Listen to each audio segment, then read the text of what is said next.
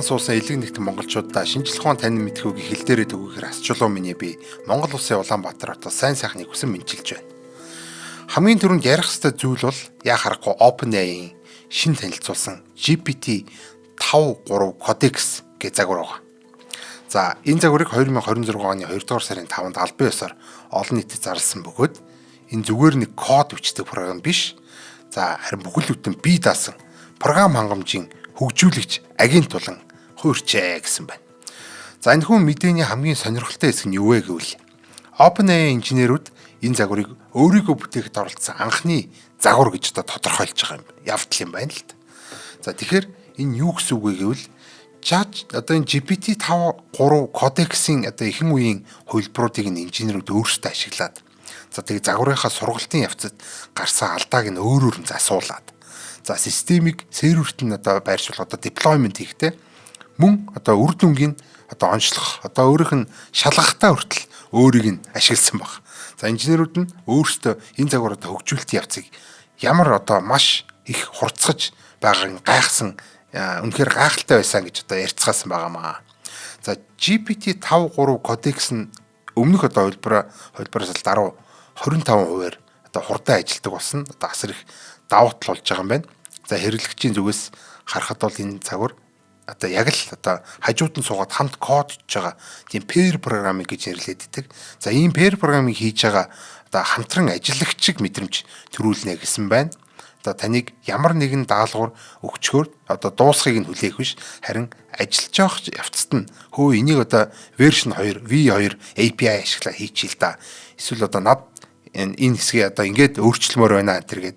Ер нь бол иймэрхүү маягаар ажлын явцад шууд чиглүүлэх боломж олгож байгаа ийм сонирхолтой бас ийм хамтрагч агент юм уу те иймэрхүү зүйл болж байгаа юм байна. За ур чадрын энэ шалгуур үзүүлэлтийн хувьд болохоор Terminal Bench гэдэг тийм шалгуур байгаа. Terminal Bench 2 гэдэг. Ер нь бол терминал дээр ажилладаг чадвар гэсэн. Terminal гэхээр command-ийн prompt гэсэн үг шүү дээ.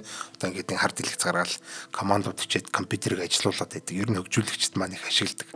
За тэр шалгуур үзүүлэлтээр болохоор ер нь 77.3% авсан байна. За өмнөх GPT-5.2 загвар бол 62.2 ийм хувь авч ирсэн болон GPT-5.3 загвар маань 5.3 Codex гэдэг загвар маань 77.3% авч чадсан гэж бас нэлээд өсрөнгүү бас сайжруулалтыг үзүүлсэн байна. За OS World Verified гэдэг бас нэг юм бенчмарк шалгуур үзүүлэлт байгаа. Ер нь бол үйлдлийн системээр ажиллах чадварыг шалгадаг ийм тест мэгийн зүйлүүд гэсэн үг шүү дээ, тийм ээ. За энэ дээр бол 64.7%-ийг авсан байна. Өмнөх хувилбар нь бол 37.9%-ийг авсан байна. Тэгэхээр энэ чинь бараг л 2 дахин ингэж сайжирсан байна гэж ойлгож байна энэ тал дээр. За SWE Bench Pro гэж байдаг. За энэ програм хангамжийн инженерчлэлийн бодит бодлогоодыг ингэж бодуулдаг ийм бенчмарк тест явж байгаа. За энэ тестээр бол ChatGPT гэдэг нь GPT-5.3 энэ Codex гэдэг загвар маань 56.8%. За өмнөх загвар нь бол 55.6%. Энэ дээр бол нэг хайхтар сайжирсан бол харагдахгүй байна. Kyber Capture the Flag гэдэг ийм бас бенчмарк үзүүлэлт байдаг. За энэ бол кибер аюулгүй байдлын даалгавар маягийн иймэрхүү зүйл байгаа.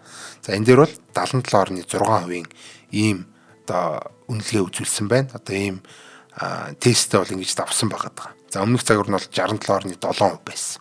За тэгэхээр бас хөөхөн яг 10% сайжруулалтыг үзүүлсэн байгаа. За эндээс харахад бол GPT-5.3 Codex нь ер нь бол терминал буюу бидний компьютерийн тушаалын prompt гэж command prompt гэдэг нэрлэдэг байгаа.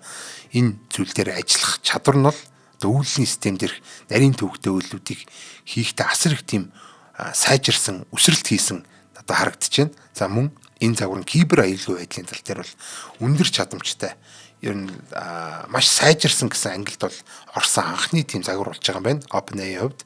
За OpenAI компани энийг нь бол буруугаар ашиглахаас сэргийлээд ер нь бол тусгай Trusted Access for Cyber гэдэг энэ хөтөлбөрийг эхлүүлээд байгаа юм байна. За дараагийнхын мэдээлэл орцгоё. За OpenAI-г ер нь бол шинэ загвараа танилцуулахаас ердөө 27 минутын өмнө Anthropic компани өөрийн хамгийн ухаалаг загвар болох нь Claude Opus 4.6 гэдэг хөлбөрийг бол танилцуулсан байна. За энэ бол зүгээр нэг тийм жижигхэн шинжил бол биш харин маш том өсрэлт болсон гэдэг өөртөө хэлээд байгаа. Claude Opus 4.6 хийн одоо энэ хамгийн гол онцлог нь 1 сая токен бүхий контекстийн цонхтой гэж одоо өөрөөсөө дурдсан. За энэ юу гэсэн үг вэ гэвэл ер нь бол энэ хиймэл оюунд бүгэл бүтэн хэдэн 10 зузаан ном өгөөд эсвэл одоо энэ том хэмжээний маш их одоо кодын сан код бейс одоо нэг дор нь уншуулад тэрэн дээрээ ер нь тулгуурлаад дүн шинжилгээ хийх ийм боломжтой болсон гэсэн үг. За мөн дасан зохицох сэтгэлгээ буюу одоо өөрсдийн нэрлэж байгаа энэ adaptive thinking гэдэг энэ шинэ функцийг бол нэмсэн байгаад. За энэ болохоор одоо энэ Cloud Opus 4.6 гэдэг энэ шинэ загварт одоо тухайн даалгаврыг хүнд хөнгөнөөс нь хамаарч өөрийгөө сэтгэх хурд болон гүнийг нь тохируулдаг ийм боломжийг олгож байгаа юм байна. За хэрэглэгч өөрөө бага, дунд, өндөр гэсэн ер нь бол ийм сэтгэн бодох ачааллын төвшнийг нь сонгож болдог. Энэ зардал болон чанарын харьцаагаар одоо ингэж тааруулж болдог болсон бол энэ adaptive thinking гэдэг нь тухайн асуултаас нь шалтгаалаад ер нь хэр их бодох шаардлагатай, хэр их зардал гаргах, хэр их удаан бодох юм гэдгийг нь бол автоматар одоо шийдэж чаддаг болсон гэсэн. За яг нэг тийм цуг ахлах зөвлөгтэй хамт суугаад тэгээ асуудлыг маш нухацтай хилдэж байгаа юм шиг мэдрэмжийг төрүүлнэ гэж одоо өөртөө дурдсан байгаа. За мөн одоо ур чадрын одоо бас шалгуур үзүүлэлтүүдийн гэн танилцуулъя. За ер нь бол энэ шууд өмнөх GPT 5.3 кодекстэй харьцуулаад явчихад бол болох бах энэ Cloud Opus 4.6-га. За GPQA Diamond гэдэг юм шалгуур үзүүлэлт бенчмарк байж байна. Энэ гүнзгий лог сэтгэлийг шалгадаг юм зүйл байна. За тэгэхээр Cloud Opus 4.6 нь болохоор энэ 77.3% гэж гаргаж ирсэн. Одоо ийм бенчмарк үзүүлэлттэй гарсан бол GPT 5.3 кодекс бол энэ үзүүлэлтээр 73.8 байгаа. Тэгэхээр Cloud Opus бол 77.3-аар ингэ ялж байна. За MMLU Pro гэдэг бас нэг бенчмарк мэрэгжлийн ер нь мэдлэгийн сорьдог тийм сорилт байгаа. За энэ дээр болохоор 85.1% авсан бол GPT 5.3 кодекс 82.9% авсан. За тэгэхээр бас Cloud Opus ялж байна. SWH Verified гэдэг түрүүний код засварлах чадварыг шалгадаг энэ бенчмарк дээр бол өмнө GPT 5.3 кодекс 78.2% авчихсан бол Cloud Opus 80.8% ингэж өндөр үзүүлэлт үзүүлсэн байна. Browse Comp гэдэг бас нэг ийм шалгуур үзүүлэлт бенчмарк байна. Энэ дээр бол мэдээлэл хайх чадварыг шалгадаг. Энэ дээр өмнөх GPT 5.3 загвар бол 67.8% авсан бол Cloud Opus 4.6 энэ 84% авсан. Бүр өсрөнгүү хол тасархаа одоо энэ GPT 5.3 кодексийг хайж байгаа ингэж харагдаж байна. За эндээс л харахад энэ Cloud Opus 4.6 нь логик сэтгэлээ, онлын мэдлэг, мэдээлэл хайхтал дээр бол илүү давуу талтай байгаа. Бол одоо энэ GPT 5.3 кодекс маань бол терминал нөгөө нэг компьютер дээр бичдэг. Ер нь компьютер дээрх бодит энэ үйлдэлүүдээр илүү хүчрхэг болсон байна гэж харагдаж байна гэсэн. За тэгэхээр хэрвээ ямар нэгэн ажлыг command prompt буюу энэ терминалаас хиймээр байх юм бол GPT 5.3 кодекс нь илүү зүгээр байна. Илүү лог сэтгэл онлын мэдлэг мэдээлэл хайх зэрэгт бол энэ Cloud Opus нь хамаагүй ур чадвартай байгаа юм байна.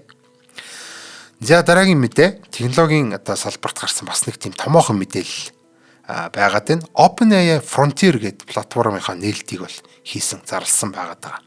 За энэ бол зөвхөн одоо чатбот биш, харин одоо энэ томоохон компаниуд өөрсдийн дотоод систем, CRM, өгдлийн сангуудтай холбоод одоо ийм хиймэл оюун ухаантай хамтран ажиллахыг одоо бүтээх нэгдсэн систем гэж хэлсэн байна. Одоо AI Coworkers гэж нэрлэдэг тийм. За Frontier-ийн гол санаа нь бол хиймэл оюуны агентуудад одоо байгууллагын ерөнхий контекстийг өгөх явдал юм байгаа юм байна. За жишээлбэл нэг агент нь одоо зөвхөн асуултанд хариулахаас гадна одоо энэ тухайн компани санхүүгийн системээс мэдээллийг нь аваад тэрийг одоо шинжилээд PDF тайлан болгоод за тэрэн дээрээ бүр ийм илтгэлийн слайдуудыг энэ төр бэлтгэх чадвартай ийм болох юм байна. За одоогоор энэ Uber, HP, Oracle зэрэг одоо дэлхийн томоохон компаниуд Frontier-ийг туршиж эхлээд байгаа гэсэн одоо мэдээ байна. За мөн OpenAI компани Snowflake гэдэг өгдлийн платформтой $200 сая ийм түншлэл байгуулснаа бол OpenAI зарлалаа. Энэхүү түншлийн ачаар Snowflake ашигладаг 12,600 гаруй компани өөрсдийн өгдөл дээр шууд OpenAI-ийн хүчирхэг загваруудыг ашиглан агент бүтээх боломжтой болсон байна. За энэ бол бизнесүүд хиймэл оюуныг ер нь туршилт төдийхнээс илүүтэй бодит ажилтан болгож одоо авч байгаа ийм маш том алхам гэж харж байгаа юм байна. За дараагийн мэдээ. Энэ судалгаа шинжилгээ хийдэг энэ хүмүүс айгүй тийм гоё хэрэгтэй нэг тийм шин хэрэгслийг бол Google Cloud, AI Research болон Бээжингийн их сургуулиуд бол хамтарч танилцуулсан байна.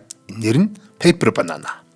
За эрдэм шинжилгээний өгүүл бичгэд хамгийн хэцүү цаг их ордог зүйл бол арга зүйн диаграм болон статистик графикуудыг мэрэгжлийн төвшөнд нь бэлдэх ажил байдаг. За Paper Banana яг энэ асуудлыг шийднэ гэсэн байна.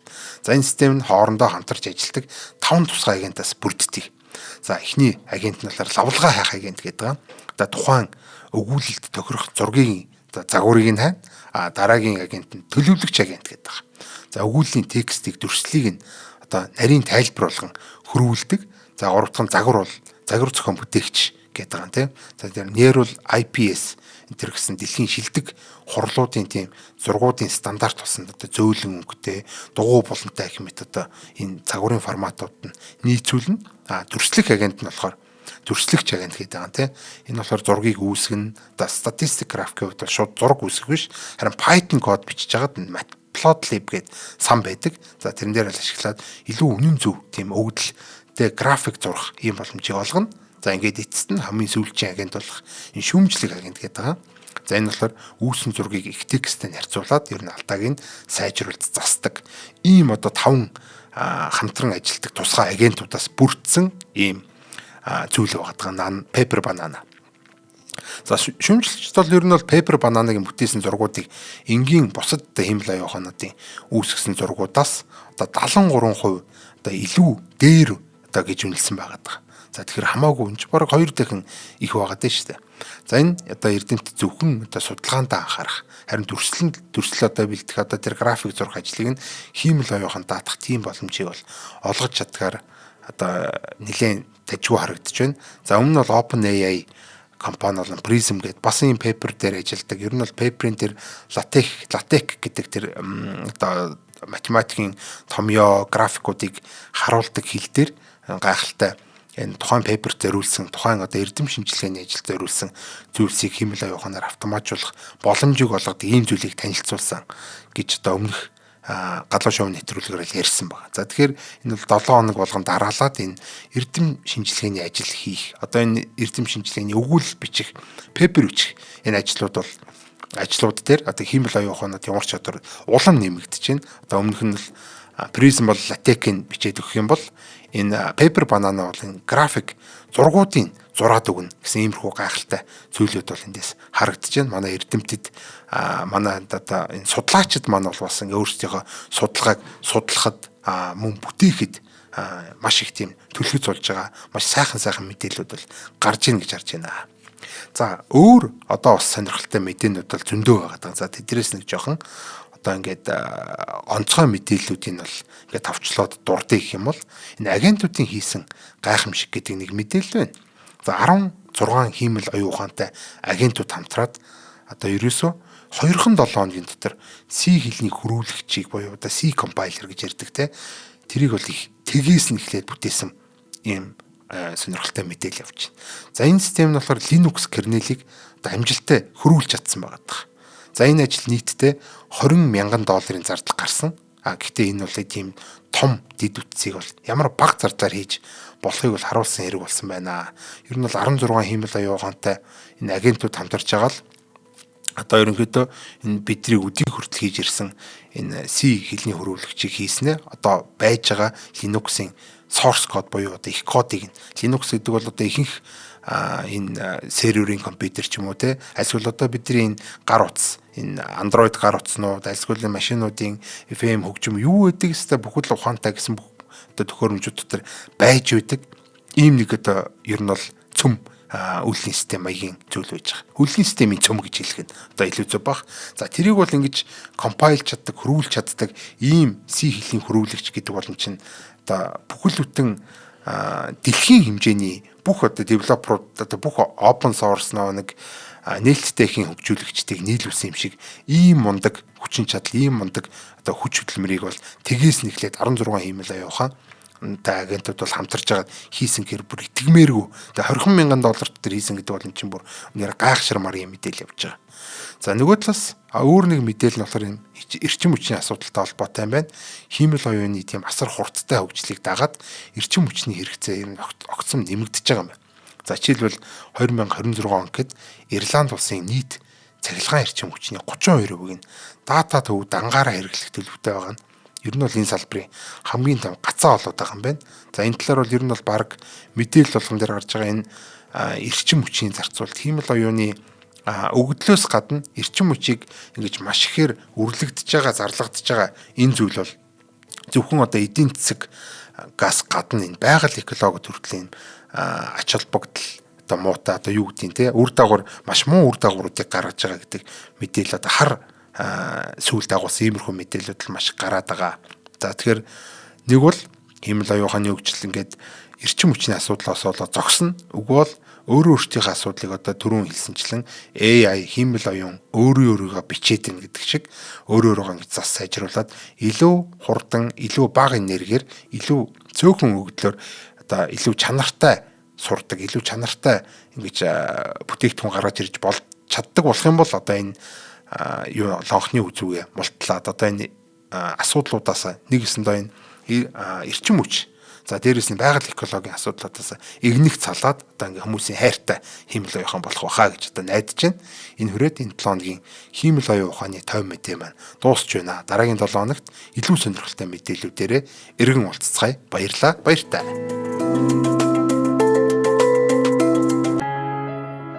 Нэвтрүүлгийг хүлээн авсан Нарны аймгийн монголчуудтай баярлалаа. Одмондөр сувг нь энэ мэдчлэн таны мэдхүү мянган нэвтрүүлгийг 2026 оны 7 сарын 1 хүртэл та бүхэндээ хүргэх юм. Их хэлээрээ шинжлэх ухаан танин мэдхүүг түгээхийн үлсэд нэгтгэх хүсвэл та бидэнд хандив өгөх боломжтой.